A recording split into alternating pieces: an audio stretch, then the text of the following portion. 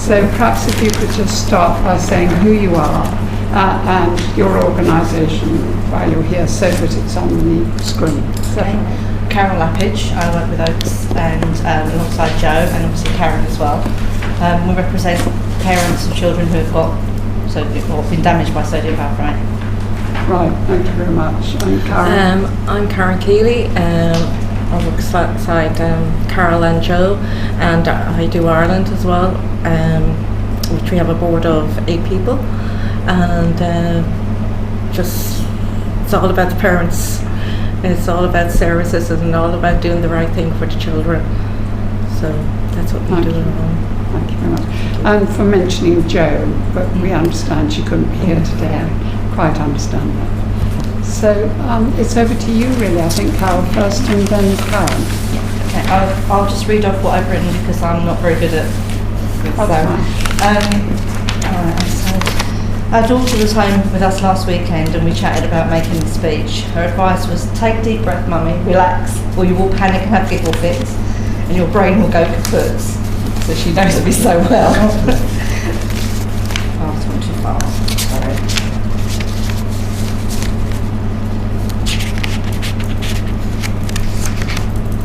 I do apologise, it just jumped on me. I'm going to take your time.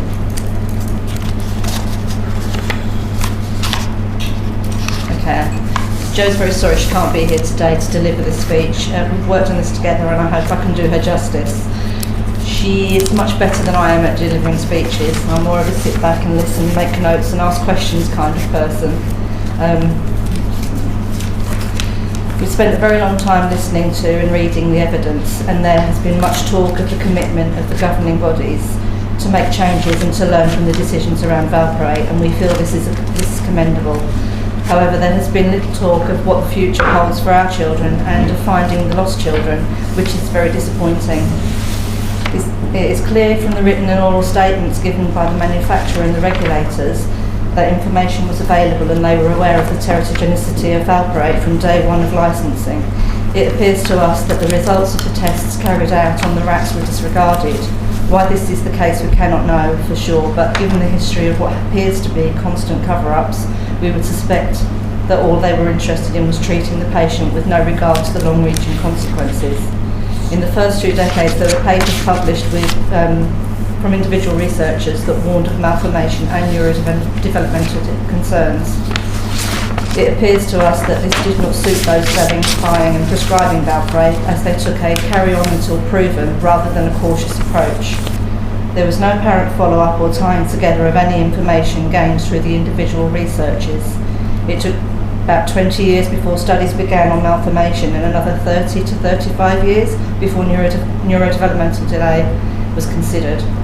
OACS feel this was a total disregard to patient safety by both the regulators and the manufacturer. We would like to be assured that the papers from the 70s and 80s have been brought forward and considered. We find it unprofessional and careless that the manufacturers and regulators did not monitor the children born to the first mothers prescribed valproate throughout the whole of their development from birth through school and into adulthood. It is suspicious that the early reports were not brought together and studied more closely. Throughout Sanofi's evidence, it appeared they stated that there was not enough scientific evidence in the 70s and 80s to warrant a concern with regard to neurodevelopmental delay.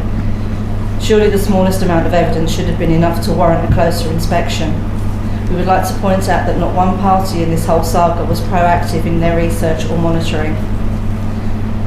We've been given to understand that the recommendation of the manufacturer from the beginning was to prescribe valproate when no other medication works, and it appears that the regulators ignored the advice. As a collective, the healthcare professionals prescribed valproate without any clinical trials on humans and ignored the evidence of the animal trials. As this was a joint decision, it can be perceived as being made in the best interest of the patient. However, we feel this isn't the case.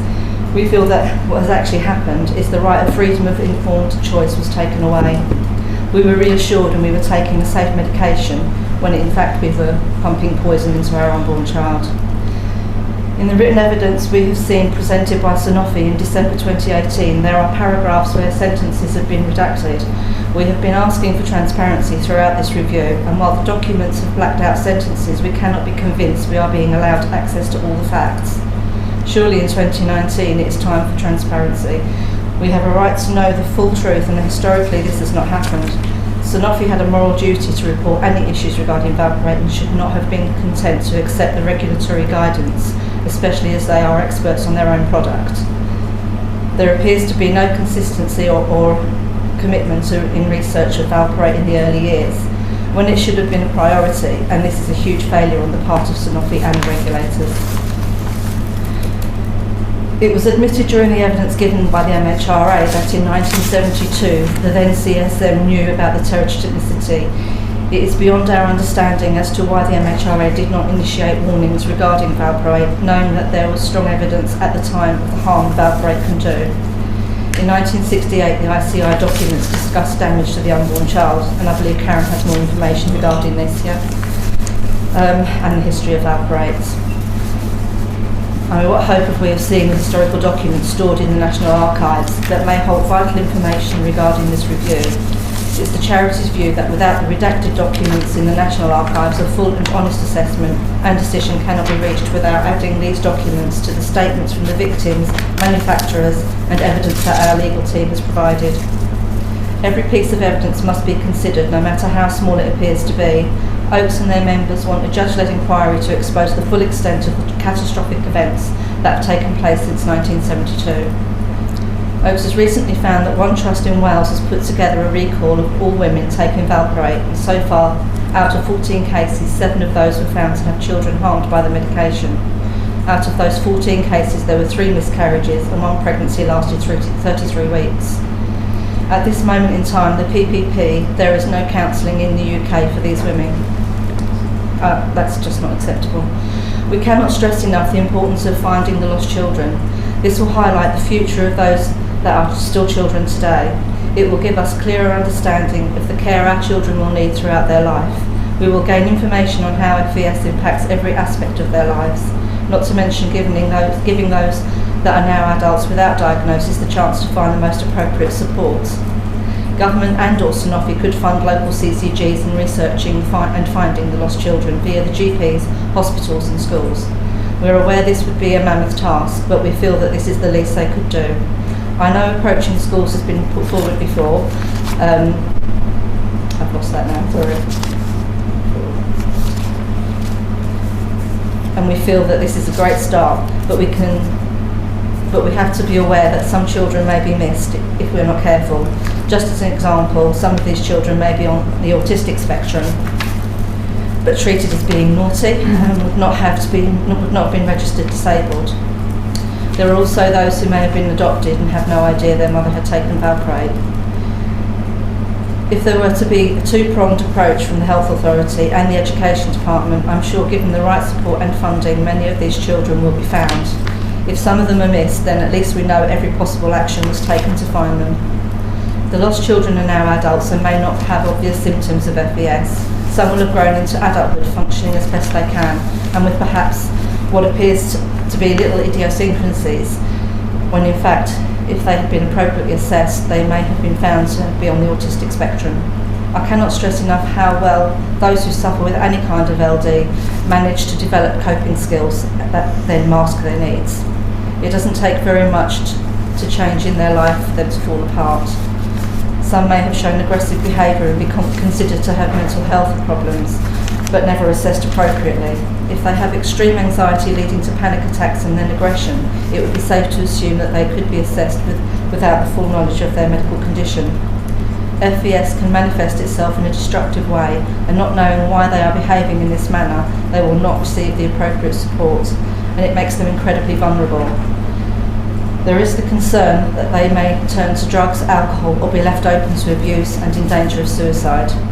Sadly, as FES is not well known or possibly not even taken seriously within the health profession, the above issues can relate to those who have actually been diagnosed. I recently attended an event in North London regarding the LEDA, I don't know if you know about it's the Learning Disabilities Mobility Review. It was quite scary for me as a mum with a daughter with LD. I did not realise that men with LD statistically die 26 years younger than those without it, and women die 29 years younger.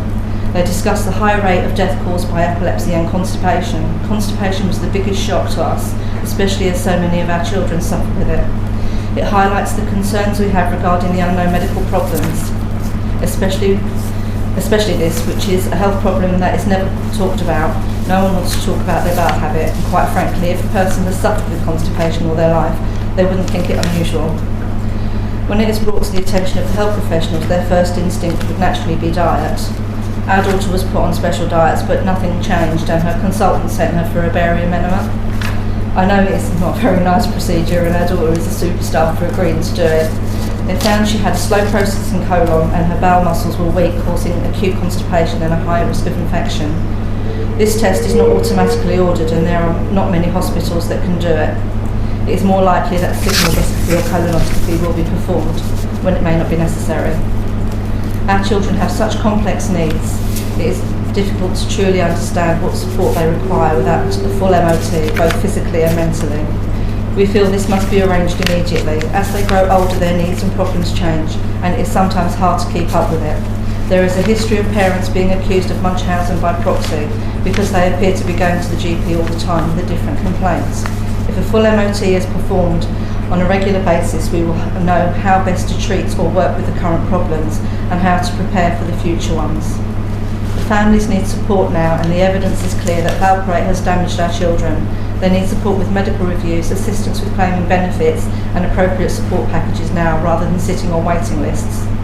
The importance of starting assistance early in life is paramount for anyone with problems in order for them to reach their potential, and our children are no different.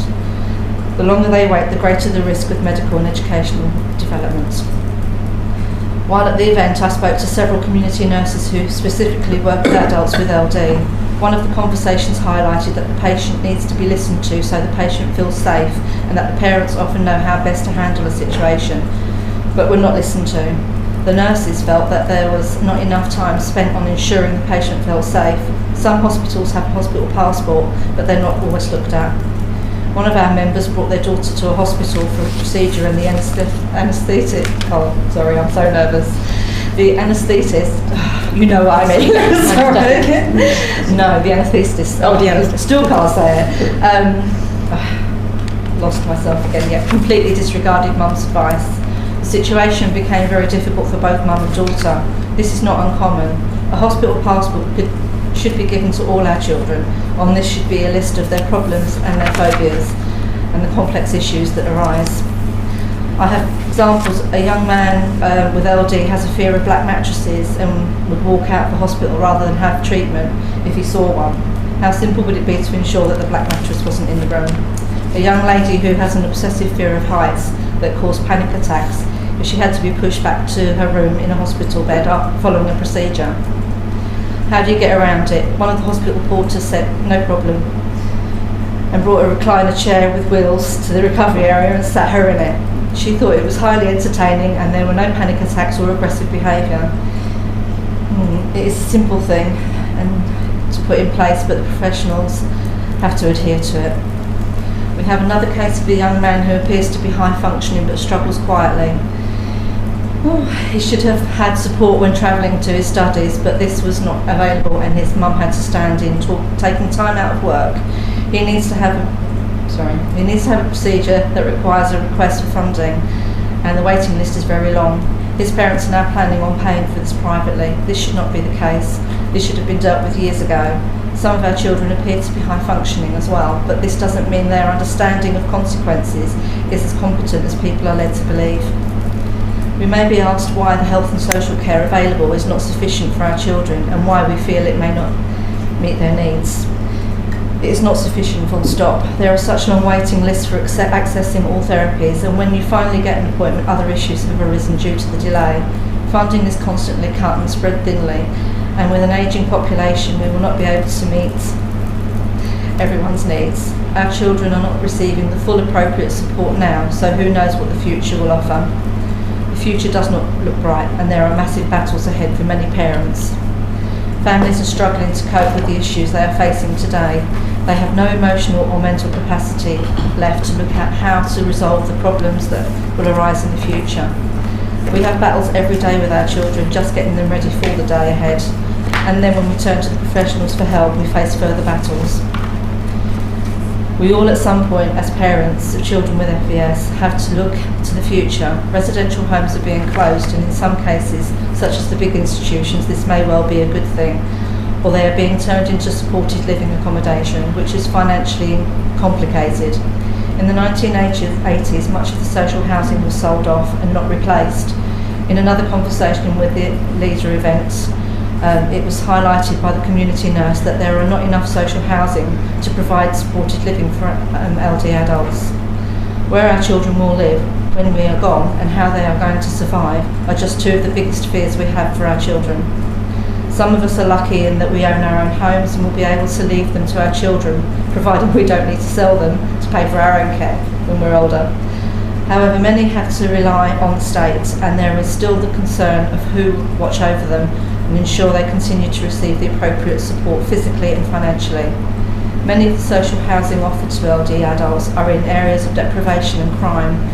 We can see vulnerable adults being moved into these places where they are not fully protected because the carers are not there all day, as is the nature of the beast that is supported living.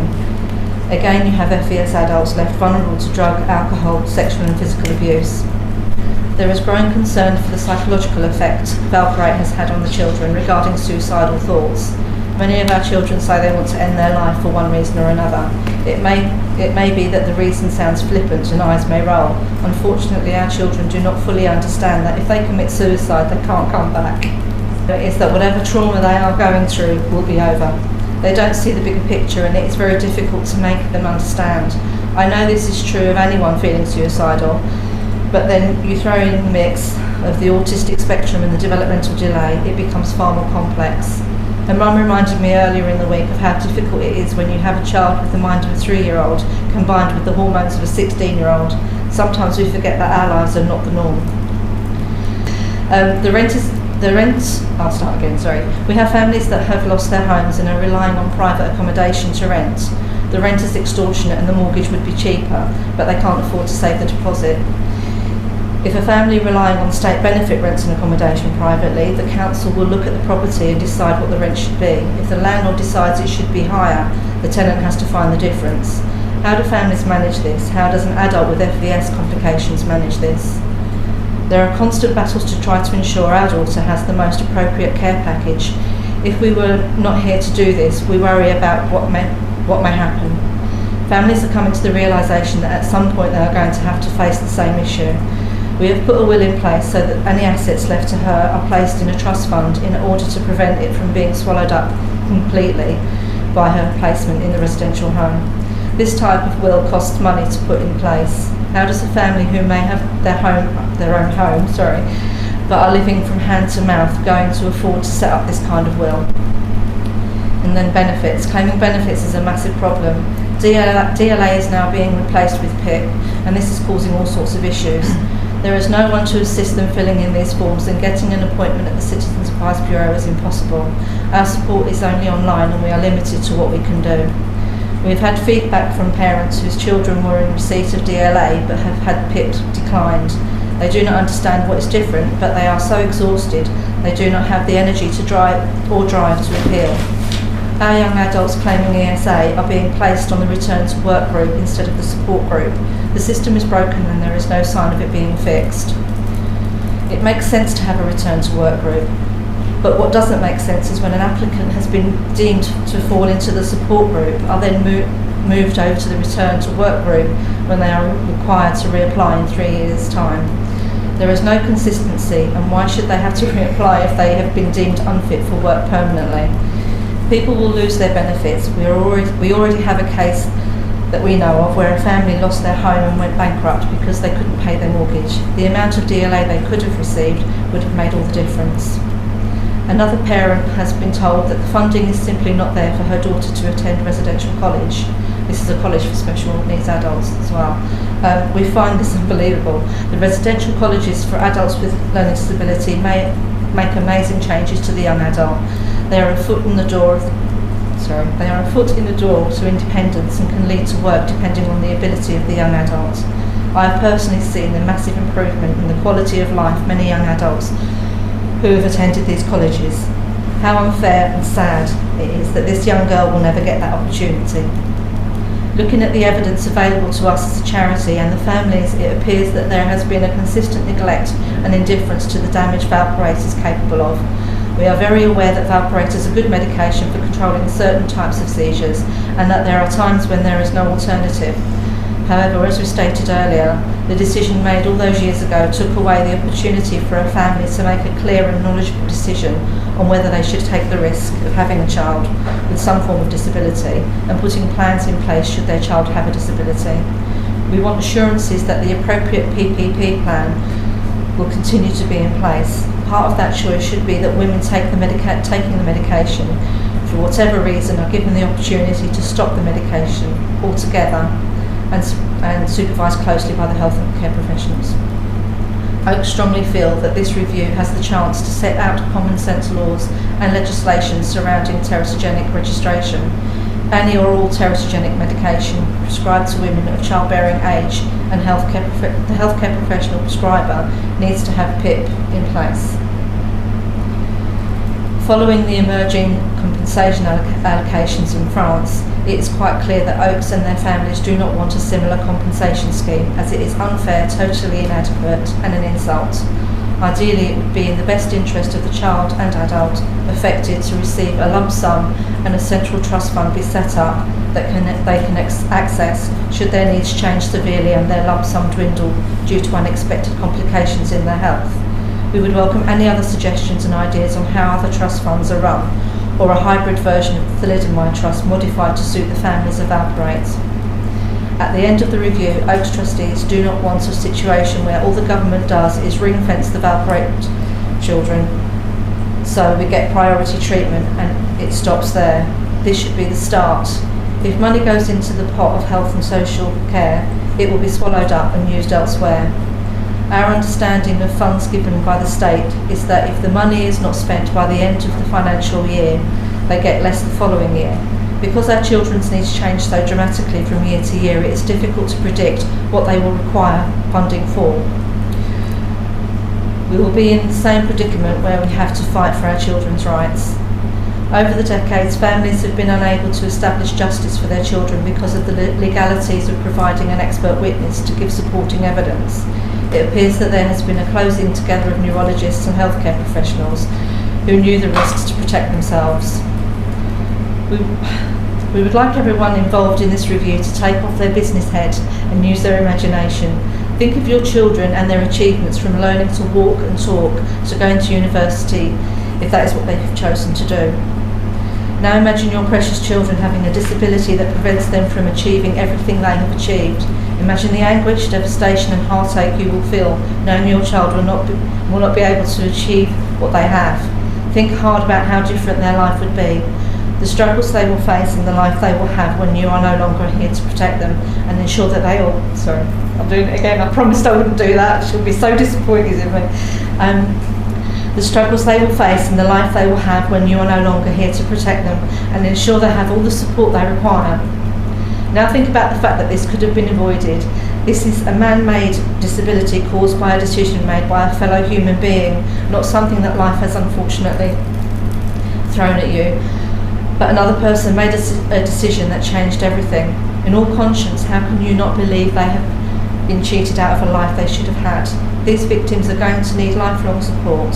Those who made this decision may no longer be around, but it was continuously covered up and they continue to prescribe valproate. Someone should answer for this, and the only way forward where we can hope they will be compensated financially, because that is what we need, is by a judge-led inquiry, and we would ask that the review team put this forward to the government. The damage that valproate has caused is devastating. The lives it has ruined and continues to ruin is heartbreaking.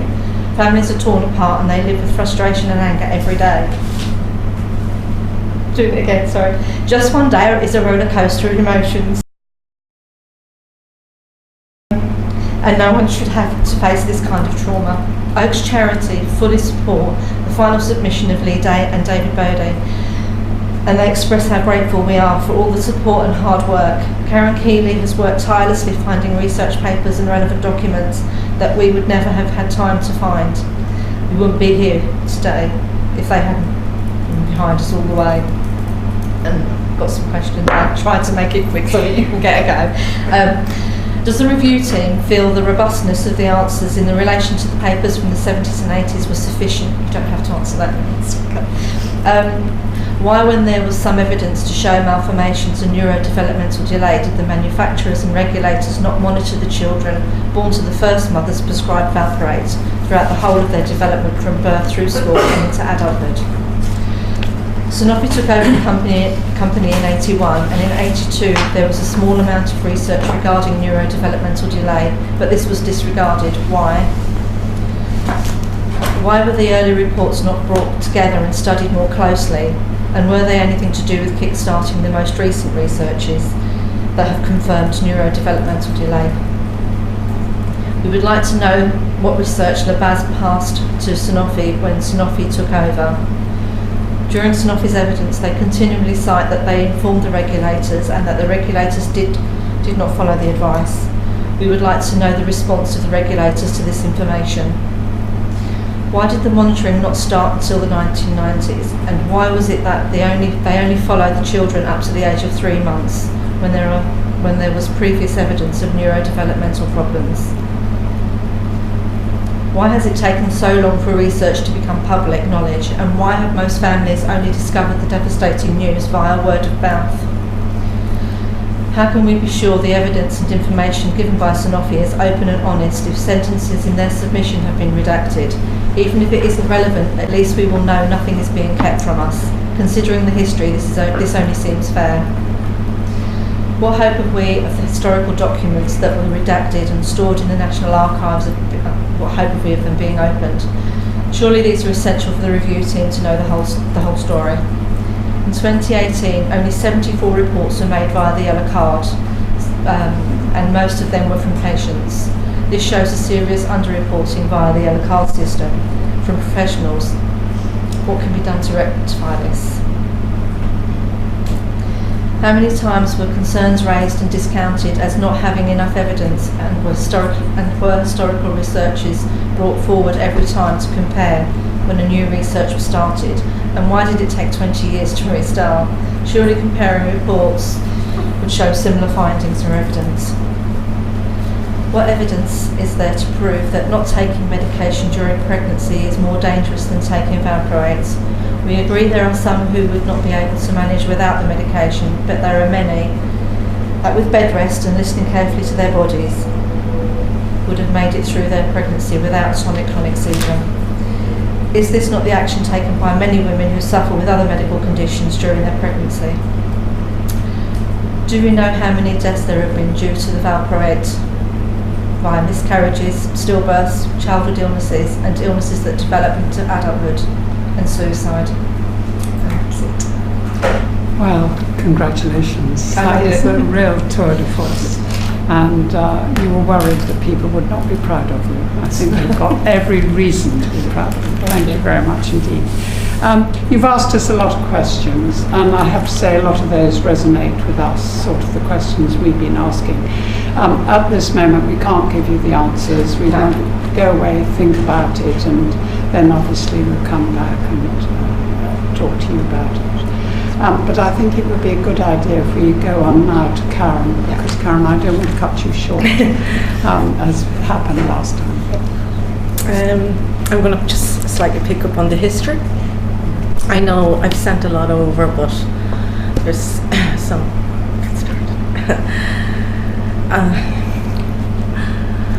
I would like to pick up in more detail the issues that needs to be highlighted in the review team. OACS Ireland.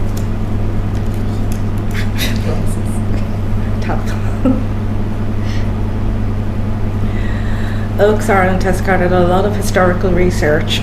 We are here to provide the review team with all the historical documents of the PILs and SPCs on valproate in the UK, Ireland and France. We have also found some discrepancies in the said SPCs that went out to healthcare professionals and the PILs that went out to patients. We have given the review team many worldwide documents regarding this issue. We note We note that the review team asked Sanofi and the MHRA for the history of the PILs and SPCs. We also note that the full history was not provided by both the MHRA and Sanofi. However, they referenced many medical articles in relation to the SPCs and PILs. Basically, what mother can get hold of medical articles when, so I just didn't understand that part.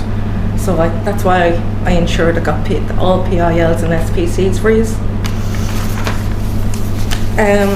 It was licensed in many countries: France 1967, Belgium 1971, West Germany 1973, Netherlands 1971, Spain 1970, Switzerland 1972, Italy 1973, UK 1974, however it was used beforehand, Finland 1972, and Japan 1975.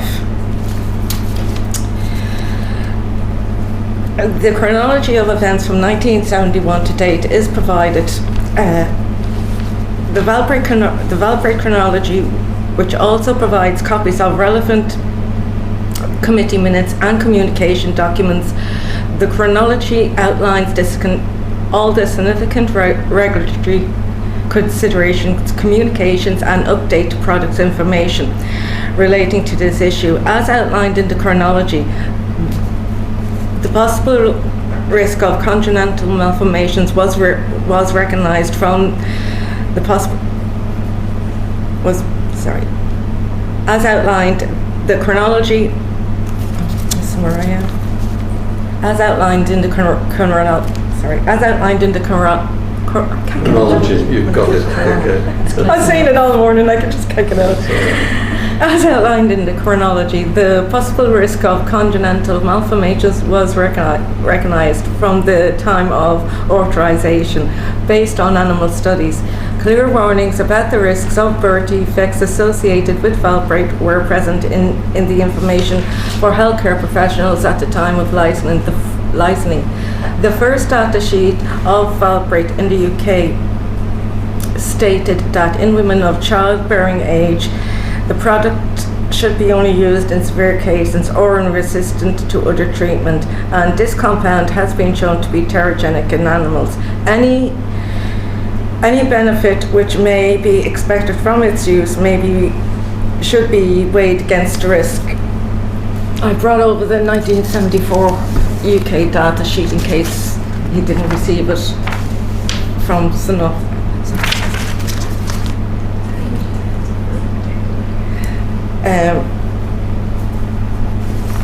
The 1971 original license applications for sodium valproate in the treatment of epilepsy was submitted to the Department of Health in UK. This application was considered by the CMS and its subcommittees. Valproate was initially restricted to use in hospitals and other centres specialising in the treatment of epilepsy before it was approved for general prescription in 1974. Animal data available at the time of authorisation indicated that sodium valproate was teratogenic, and the first data sheet dated 1974 indicated that valproate should only be used in women of childbearing age in severe cases or in those resistant to other treatment. In March 1974, the CMS advised on a variation of product license for Epilum to delete the requirement regarding the monitoring.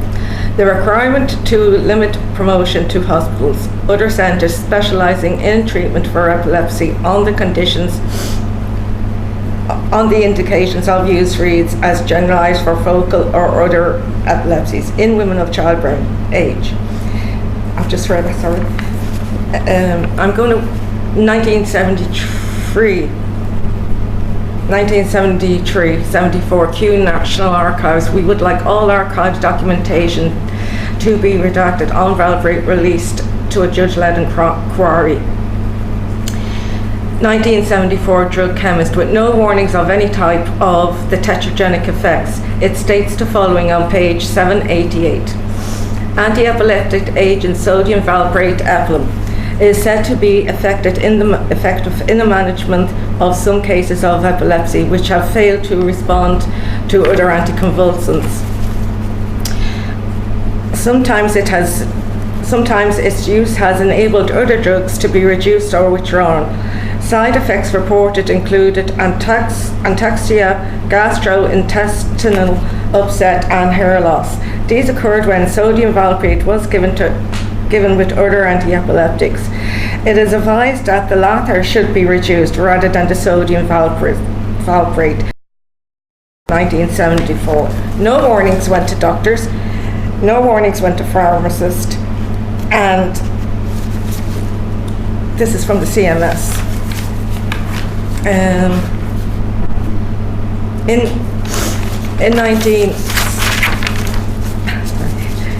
1982, the CMS considered their paper on sodium valproate and its terogenic effects,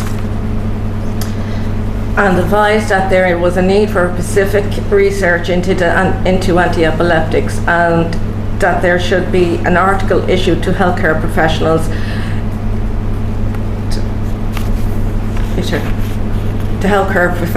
in a bulletin, current problems in pharmacovigilance, warning about valproate and birth defects. This was issued in 1983. This was produced by Abbott Laboratories Pharmaceutical Division. Why did Sanofi not produce one of these Dear Doctor letters for UK and Ireland and other European countries that they supplied valproate to? While regulators were meant to update healthcare professionals with SPCs, the relevant information did not go out. Why was this allowed to happen? The terogenic effects of many anticonvulsants present a serious dilemma in treating in female epileptics. There is a small but definite risk, about 2 or 3 times normal, of fetal malformations. Recent evidence suggests that valproate has a higher terogenic potential than most and is absolutely contraindicated. Contraindicated. However, both fetus and mother may suffer from anoxia. Women with low seizure frequencies might be advised to stop taking the medication, but unfortunately, pregnancy itself seems to lower the seizure threshold. On the other hand, if treatment is continued, further problems may arise because arise in pregnancy. It increases the clearance of many anticonvulsants, so serum levels has to be monitored carefully. There may also be a direct toxic effect on the fetus, such as sedation, neonatal bleeding, and even neonatal withdrawal seizures. Drug chemist, 5th of September 1987. 1987, October. Drug chemist, a clear view for epilepsy. In this article on the treatment of epilepsy, the C&D, September 5th, we implied that sodium valproate is absolutely contraindicated in female epileptics of childbearing age. However, this was an unfortunate overstatement. The manufacturers of Epilum, Lapidge, Sanofi, have kindly drawn our attention to the Committee on Safety and Medicine view that there is no clear evidence that any one anticonvulsant is safer or more dangerous than any other in epileptic women. We are grateful to them for giving us this opportunity to clarify this. R.G. Green, King's College, London. Sodium valproate 2, 1987. Sweden. The National Board of Health and Welfare has additionally approved the use of sodium valproate for the treatment of generalized epileptic attacks associated with petit mal, myoclonic or atonic attacks, and for tonic-clonic attacks, grand mal, that are inadequately responsive to other drugs. Treatment of focal epilepsy is also approved when other therapies failed. That's in 1987. No warnings from who? This is the World Health Organization. What I don't understand is, where did we go wrong with all this? So many children is damaged. I'm going to move on to 1990. In addition to disinformation on birth defects and neural tube defects, and recommendations on the diagnostic screening were added to the production information. In 1983, an article on the risk of neural tube defects was published in The Current Problems in Pharmacovigilance. That's 10 years after Abbott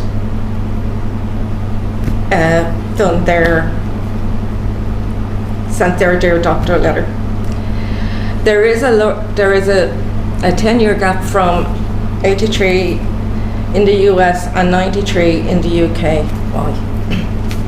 Patients' information leaflets became a legal requirement for all medicines in 1999, and in 2000 warnings in product information for valproate were expanded to reflect the available evidence on birth defects, to state that women should be informed of the risks and benefits of continuing treatment. In 2004, the information is revised. Contraception is advised, and unplanned pregnancy is not desirable.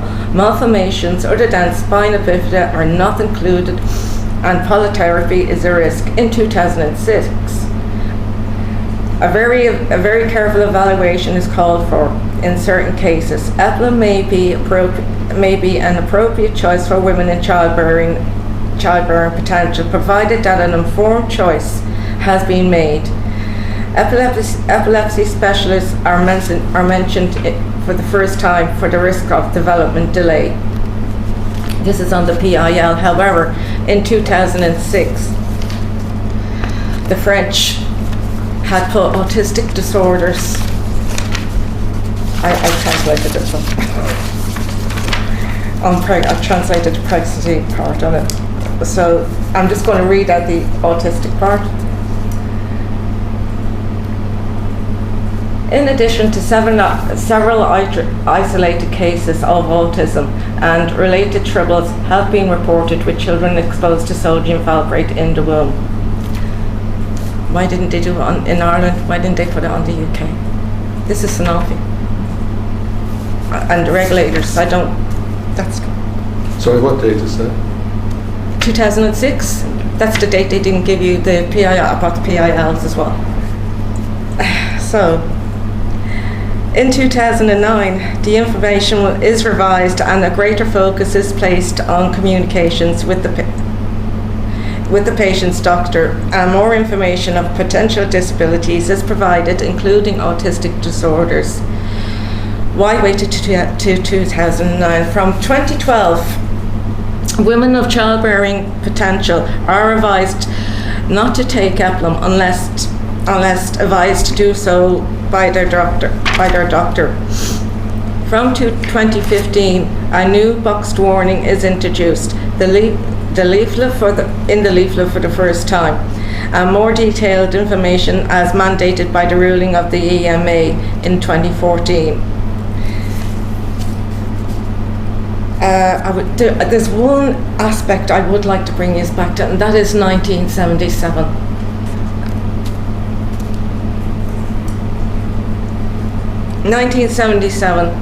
Sanofi, a statement he wrote, this has got to do with Abbott. He went over from UK with Abbott, with labs and all. Just one thing, there is in fact in the United Kingdom a record of pregnancy and valproate. Forms have been completed if you have a patient who becomes pregnant whilst on sodium valproate, and these forms are all sent to. I recently suggested this at Nottingham, so that there was at least a central point of proof. Of course, we're not going to be answered this, but at least we have the information. Whether there will be considered reasonable here, I do not know.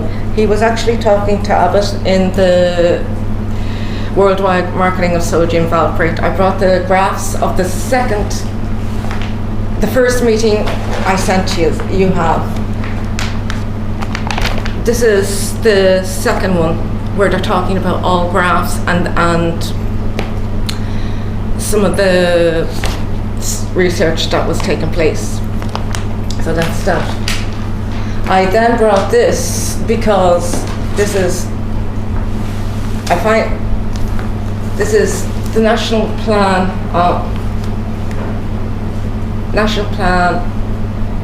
Nationwide Action on Epilepsy. This was 1977. If you want the earlier ones, I can bring them as well. I have all the epilepsies because I don't know how I found it, but I found them. And it's just saying the same thing over and over, so sorry.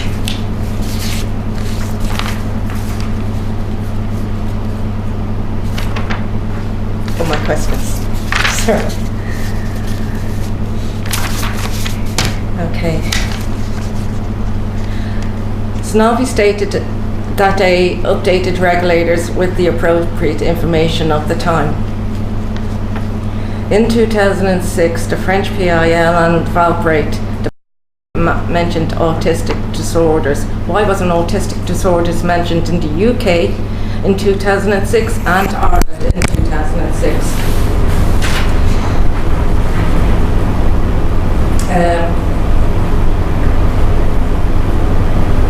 Why wasn't healthcare professionals sent a Dear Doctor letter yearly? I mean, they're dealing with the pregnancy register. So surely they'd have updated the doctors on that. We have previously sent the review team the 2006 SPCs and PIL from UK and Ireland and France. Why did the MHRA or Sanofi not give the full timeline on valproate to the review team? Or did they give up all the PILs from UK?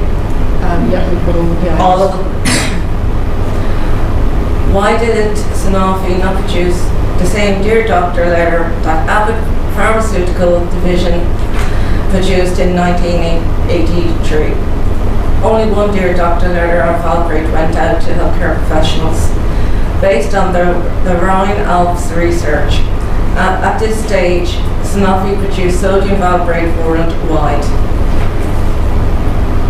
Regulators were meant to update healthcare professionals with SPCs with the relevant information. This did not happen in the UK and Ireland, to my understanding.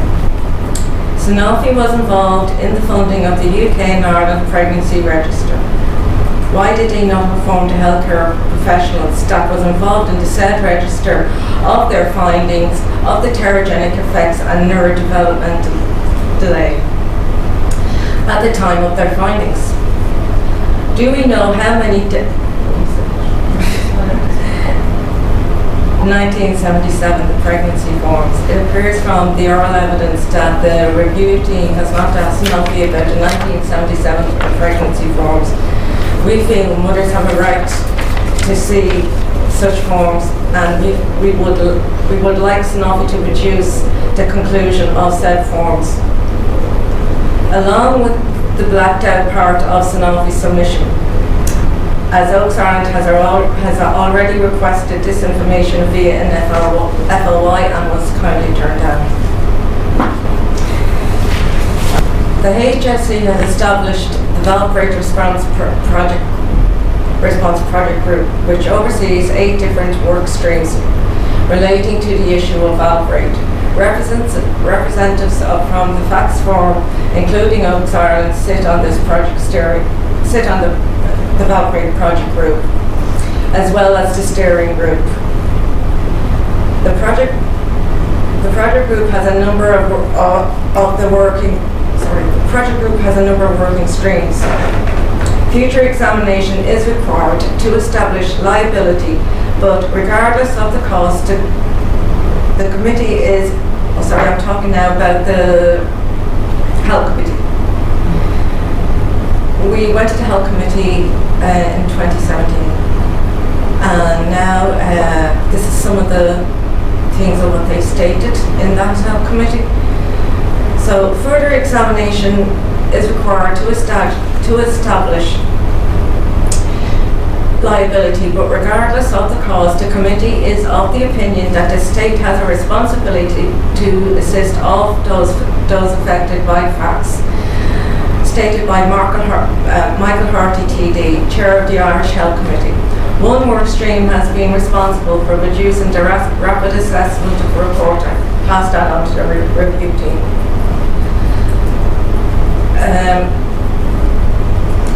The rapid assessment report to quantify the extent of the problem. This report has been completed but has not been yet made public. Oh, it's made public now.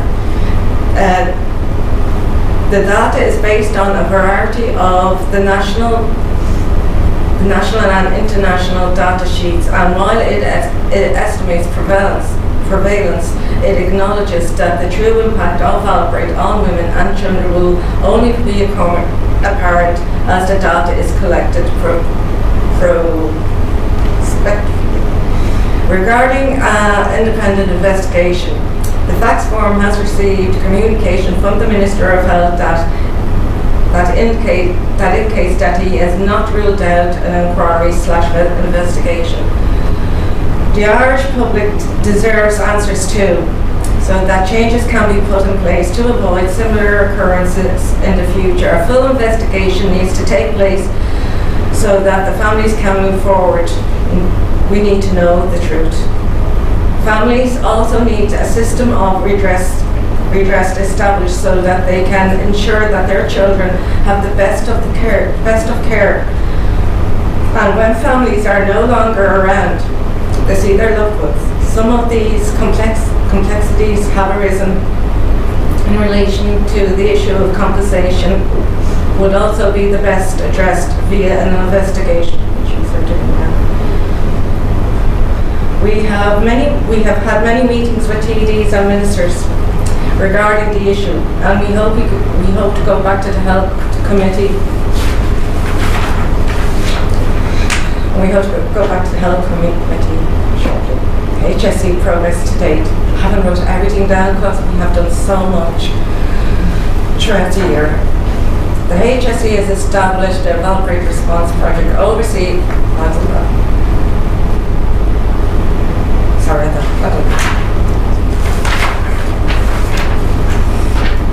this is the steering group.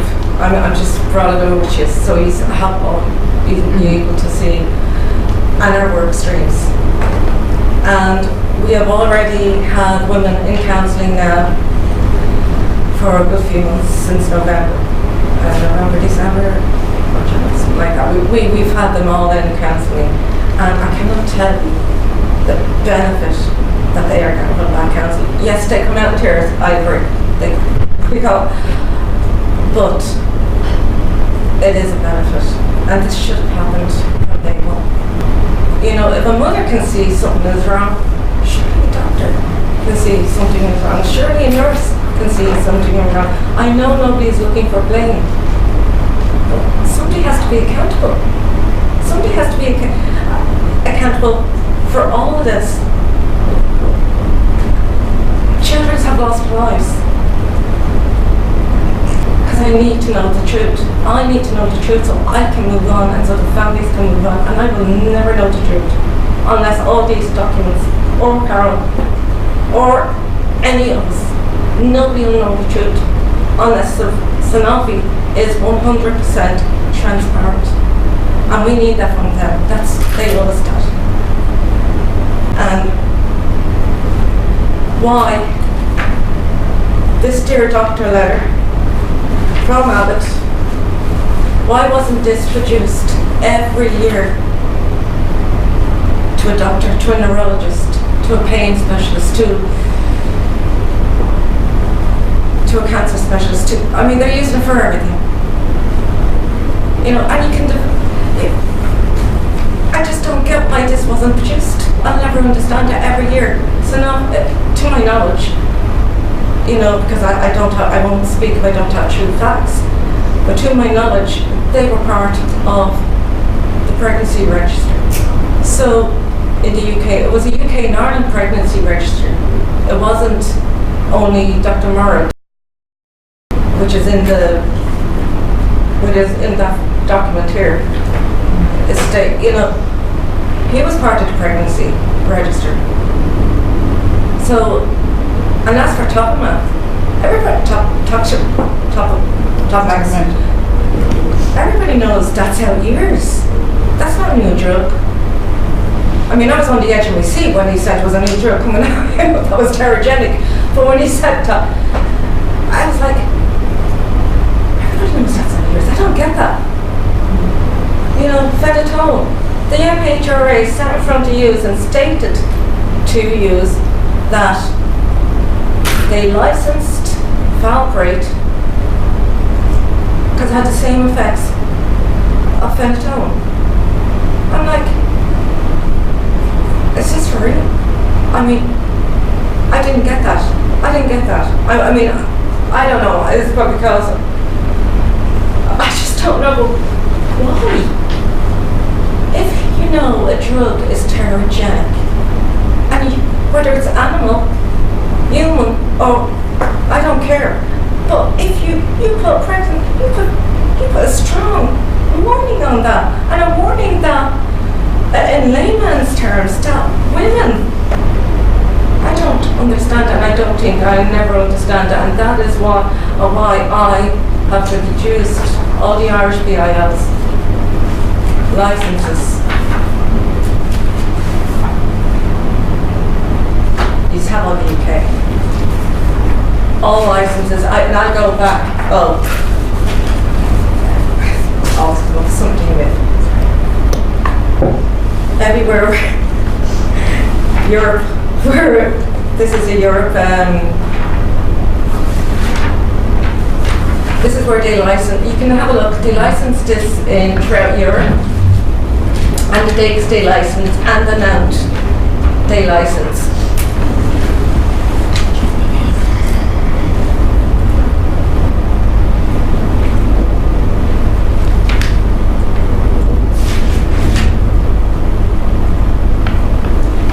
Winthrop is also Sanofi.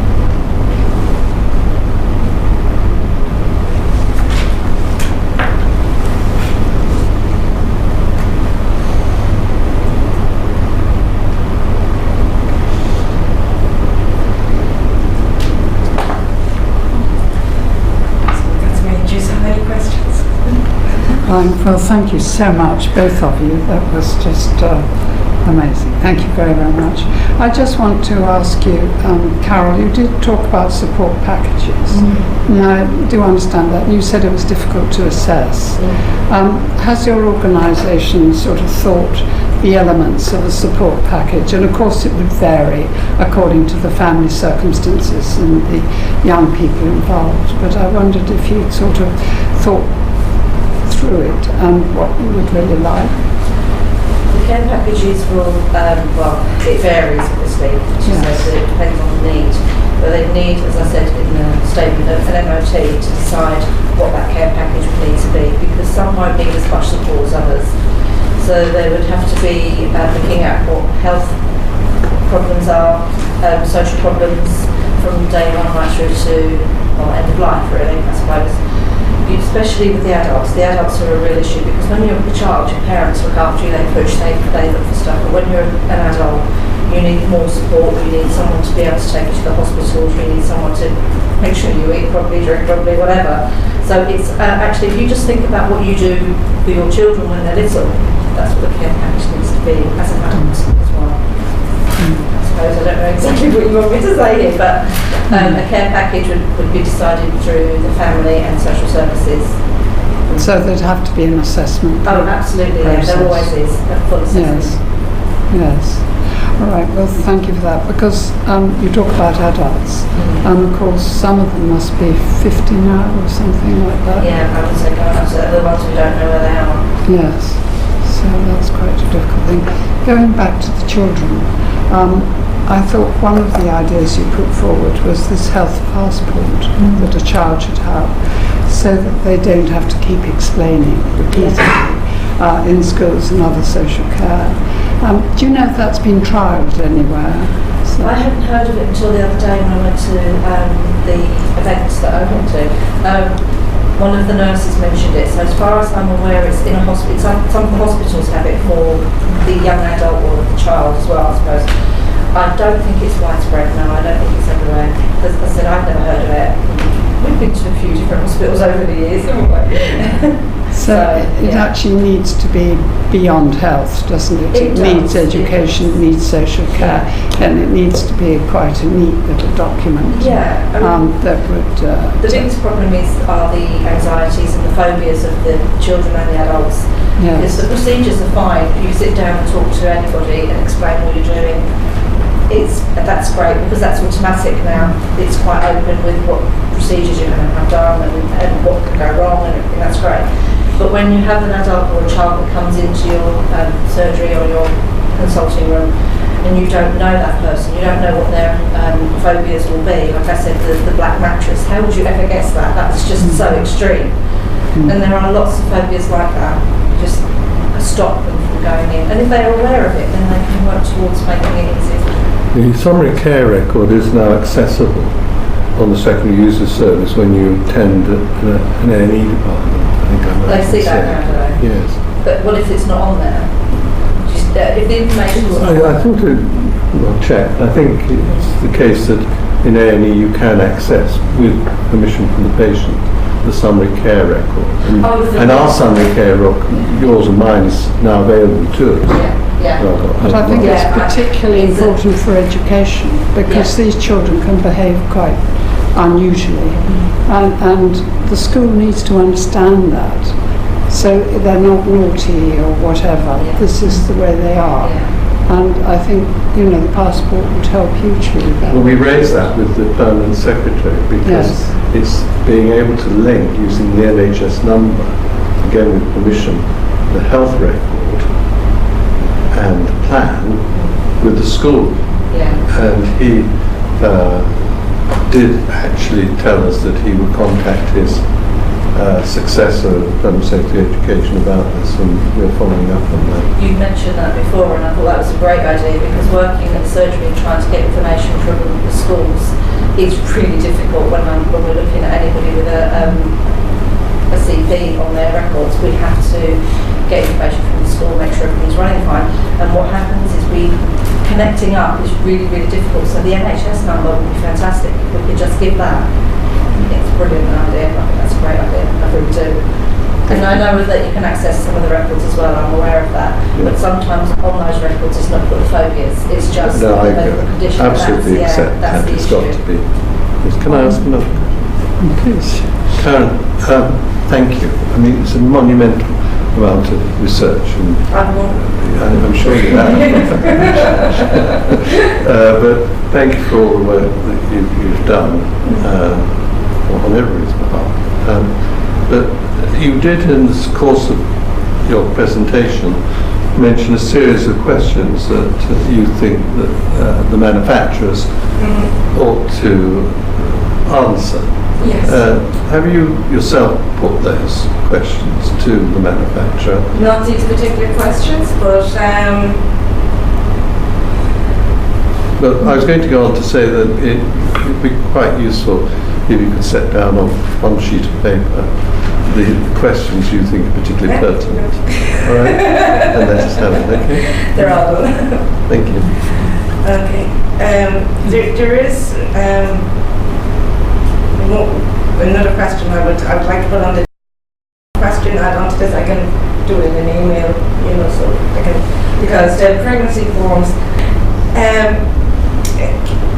I will send anything you want over if you feel you don't have all the documents, because there is a list of please, and you will be surprised what is in, this is only the second, and you'll be surprised what goes in for the first, second, third, fourth, fifth, and sixth.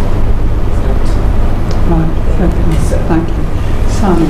I've got just 2 points actually, one for Karen, one for Carol. Carol, you mentioned the Health Trust in Wales that has contacted women retrospectively, as it were. I don't know if you've got any more information on that you can send us. If you have, that would be really helpful. That would be Joe. I'll send tonight and I'll Great. send out.